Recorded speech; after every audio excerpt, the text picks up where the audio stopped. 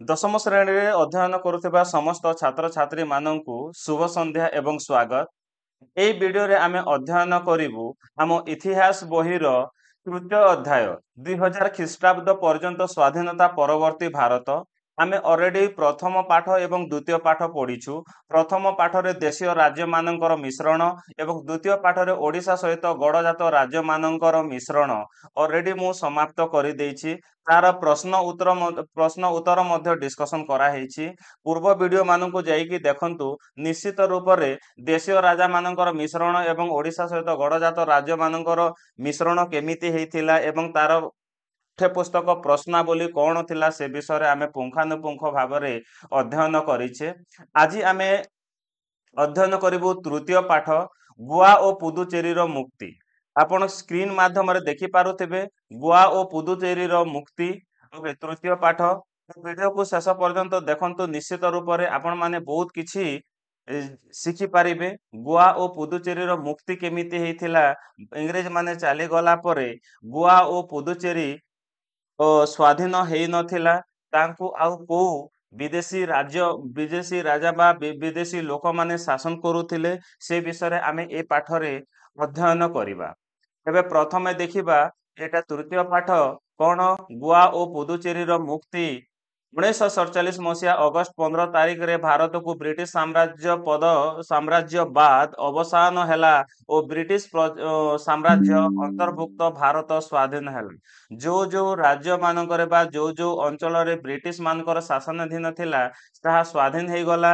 କିନ୍ତୁ ଭାରତର ଅବିଚ୍ଛେଦ୍ୟ ଅଙ୍ଗ ଭାବରେ ଜଣାଶୁଣା କିଛି ଅଞ୍ଚଳ ବିଦେଶୀ ଶାସନ କବଳରେ ରହିଗଲା। କିନ୍ତୁ ସବୁ ଅଞ୍ଚଳ ବ୍ରିଟିଶଙ୍କ ହାତରେ ନଥିଲା। କିଛି ଏରିଆ କାହା ହାତରେ ଥିଲା ଯୋଉଟା କି ବିଦେଶୀ ହାତରେ ଥିଲା। କାହା ହାତରେ? ବିଦେଶୀ ମାନଙ୍କ ହାତରେ ଥିଲା।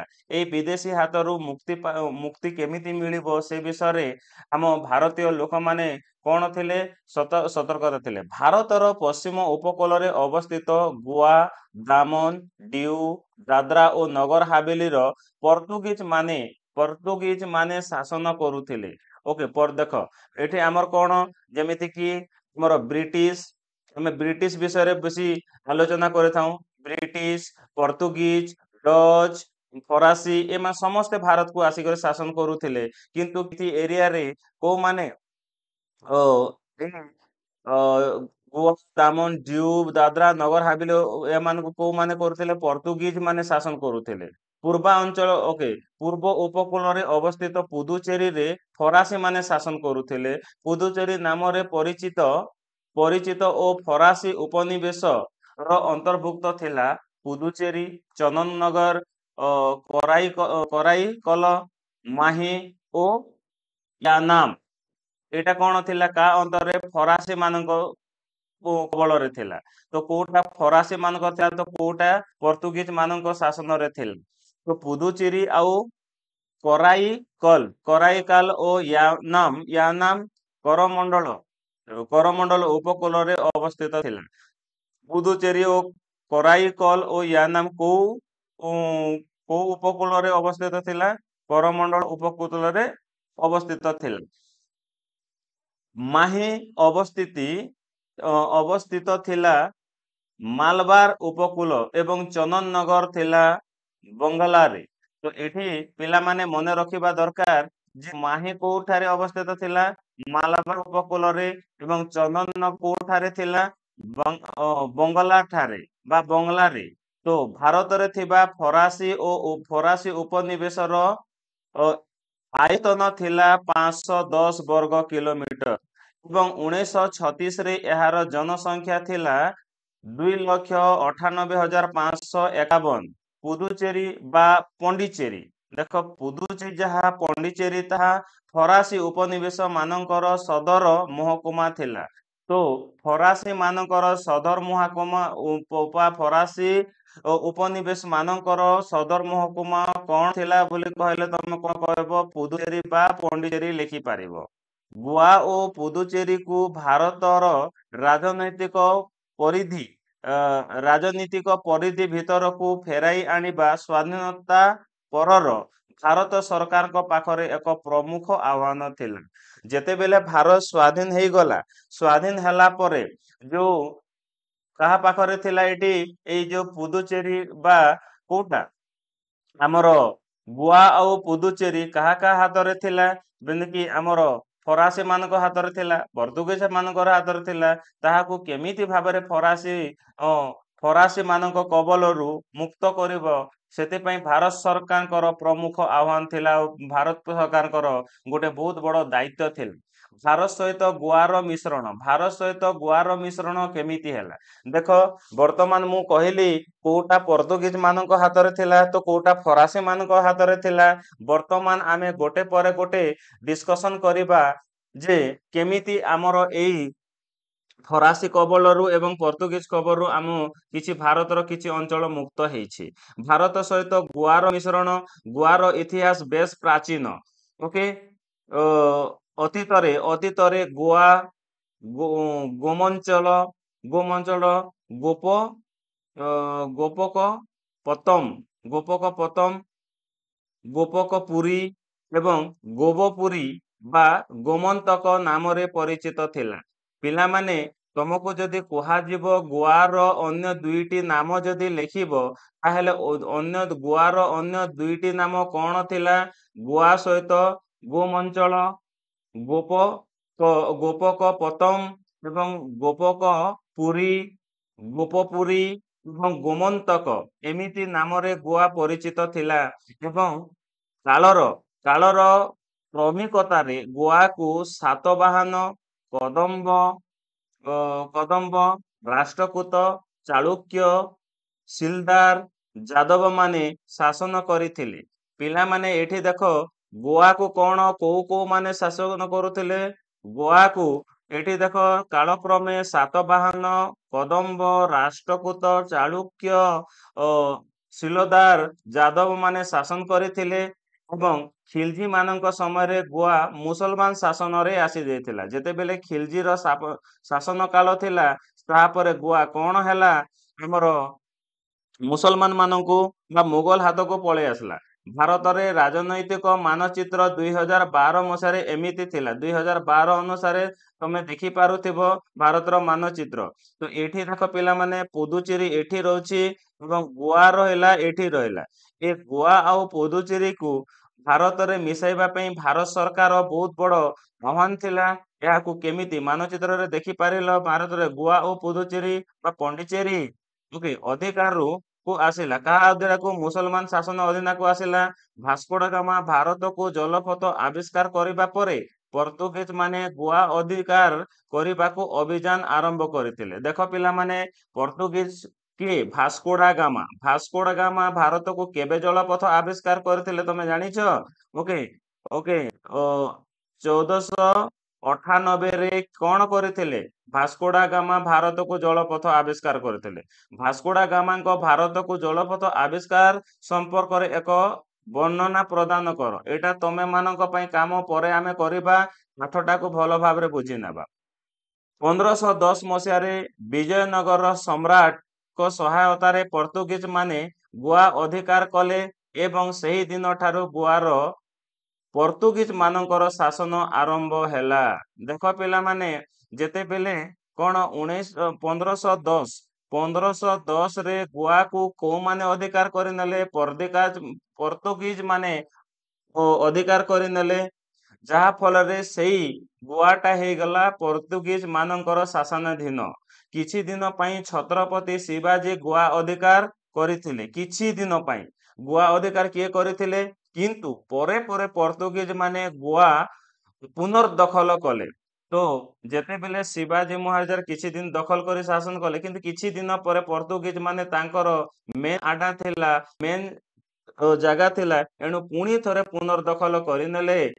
1947 ମସିହା ଇଂରେଜ ମାନେ ଭାରତ ଛାଡି ଚାଲିଗଲେ, କିନ୍ତୁ ଗୋଆରେ ପର୍ତ୍ତୁଗୀଜ ମାନଙ୍କର ଶାସନ ଅବ୍ୟାହତ ରହିଲା।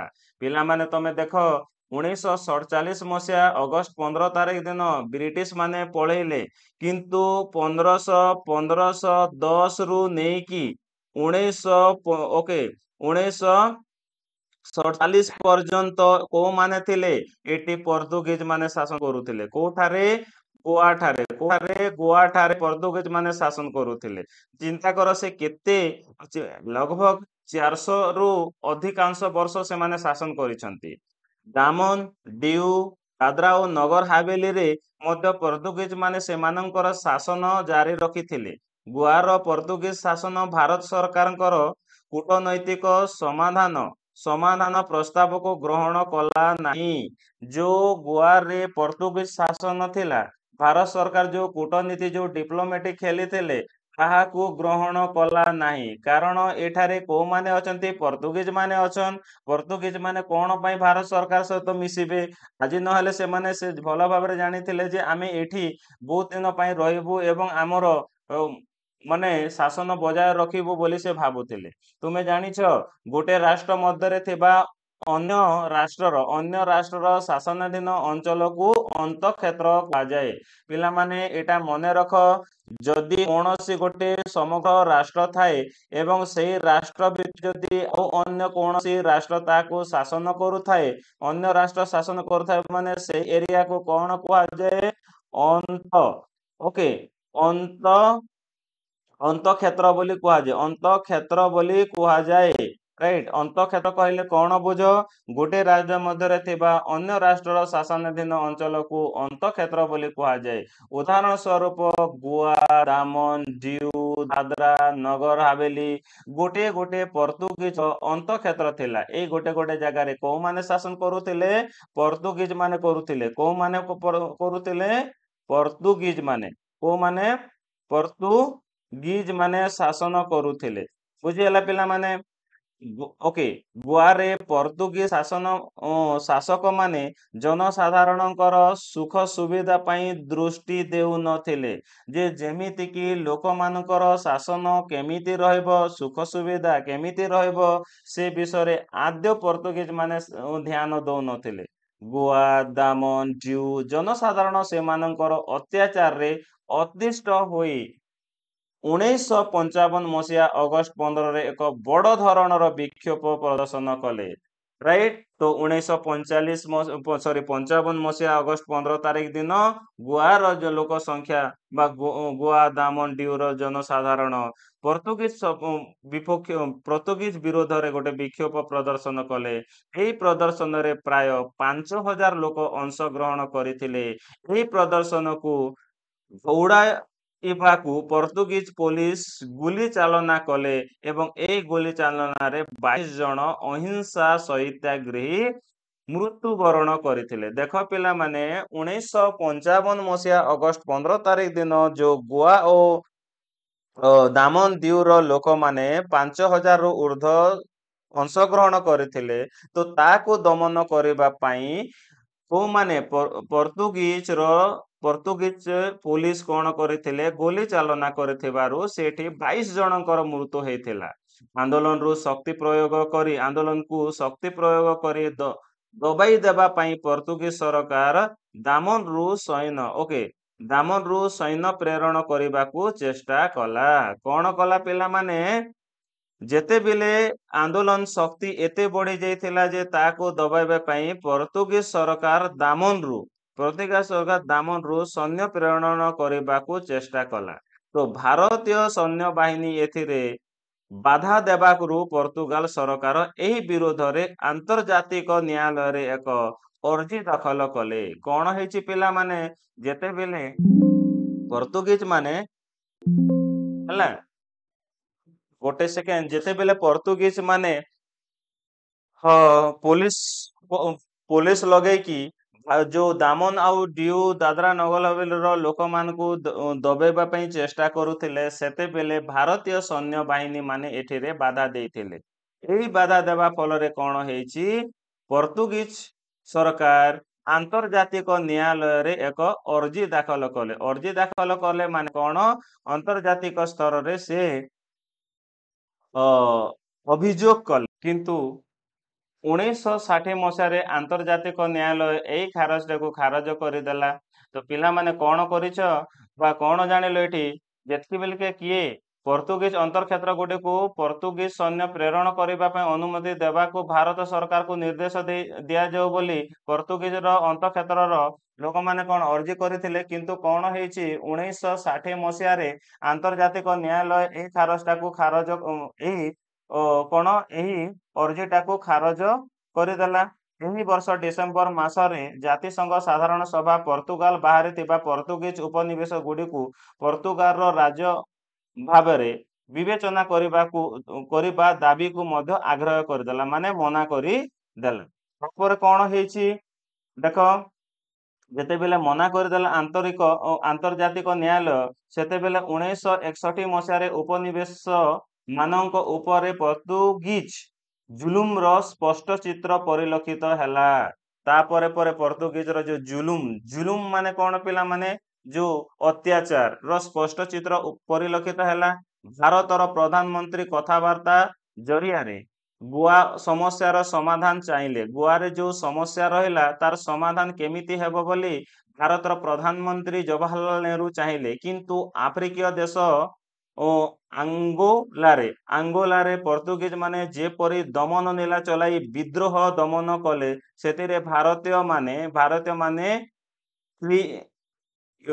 ମ୍ରିୟମାଣ ହୋଇ ପଡ଼ିଲେ। ଯେତେବେଳେ କଣ ହେଲା, ଆଫ୍ରିକାରେ ବି ସେ ତାଙ୍କର ଉପନିବେଶ ତ ଚାଲିଥାଏ, ତ ସେଇ ଆଫ୍ରିକାରେ ଯୋଉ ପରିସ୍ଥିତିରେ ସେମାନେ ଦମନ ନୀଳା ଚଳେଇଲେ, ଭାରତୀୟମାନେ ମ୍ରିୟମାଣ ହୋଇ ପଡ଼ିଲେ, ମାନେ ଦୁଃଖୀ ହୋଇ ପଡ଼ିଲେ। ଗୋଆରୁ ପର୍ତ୍ତୁଗୀଜ ମାନଙ୍କୁ ବିତାଡ଼ିତ କରିବା ପାଇଁ କେନ୍ଦ୍ର ସରକାର ଉପରେ ଚାପ ବଢି ଚାଲିଲା। ଆମେରିକା ସରକାର ପର୍ତ୍ତୁଗୀଜ କର୍ତ୍ତୃପକ୍ଷକୁ ବୁଝାଇବାକୁ ଚେଷ୍ଟା କଲା, ତାହା ବିଫଳ ହେଲା। ଆମେରିକା ବୁଝେଇବା ସତ୍ତ୍ୱେ ମଧ୍ୟ ସେ ବୁଝିଲେ ନାହିଁ। 1961 ମସିହା ଡିସେମ୍ବର 18 ତାରିଖରେ ଭାରତୀୟ ସୈନ୍ୟବାହିନୀ ଗୋଆରେ ପ୍ରବେଶ କଲେ। ସେଠାରେ ଉପନିବେଶ ଥିବା ପର୍ତ୍ତୁଗୀଜ ସୈନ୍ୟମାନଙ୍କୁ ପରାଜିତ କଲେ ଏବଂ ପର୍ତ୍ତୁଗୀଜ ସରକାର ଏହାକୁ ଏକ ଆକ୍ରମଣ ବୋଲି ବର୍ଣ୍ଣନା କରି ଜାତିସଂଘ ସୁରକ୍ଷା ପରିଷଦରେ ଏହି ପ୍ରସଙ୍ଗ ଉତ୍ଥାପନ କଲେ।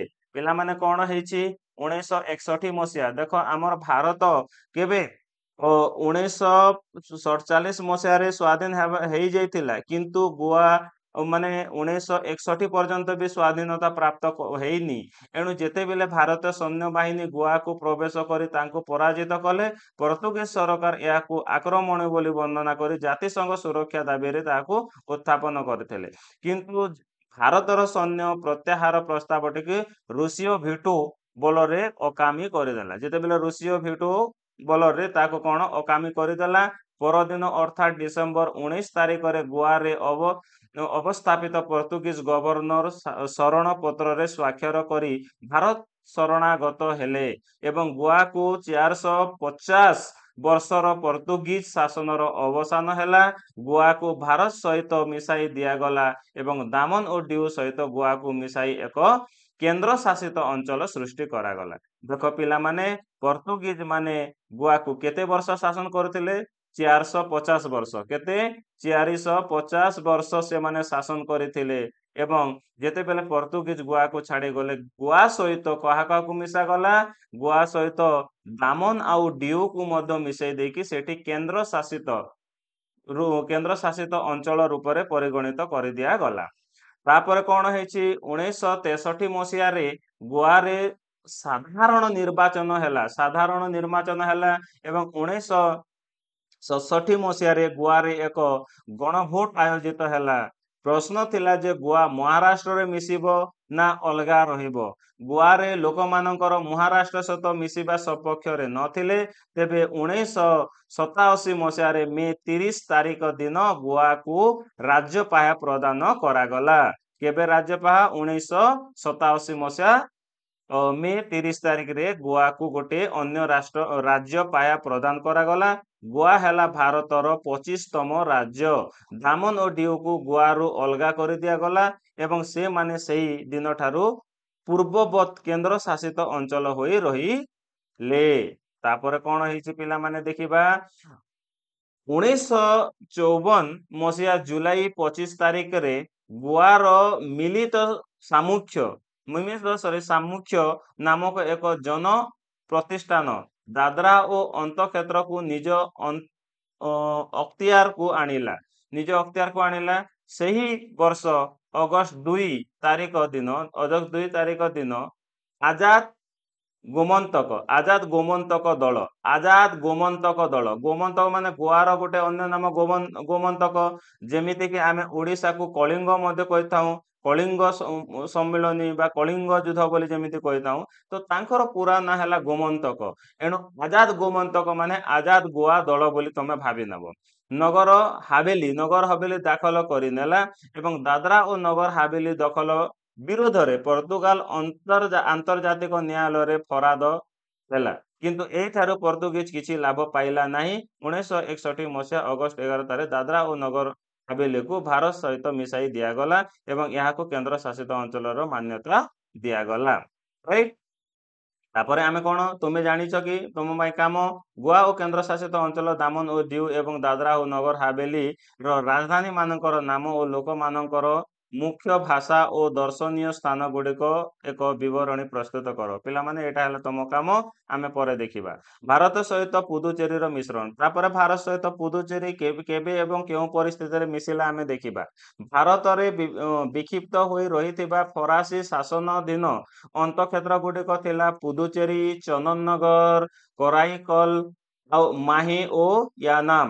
ଏବେ ଦେଖ ଆମକୁ ପର୍ତ୍ତୁଗୀଜ ଛାଡି ଯାଇଛନ୍ତି, ବର୍ତ୍ତମାନ ଭାରତ ସହିତ ଆଉ କିଏ ମହାଶକ୍ତି ରହିଛି?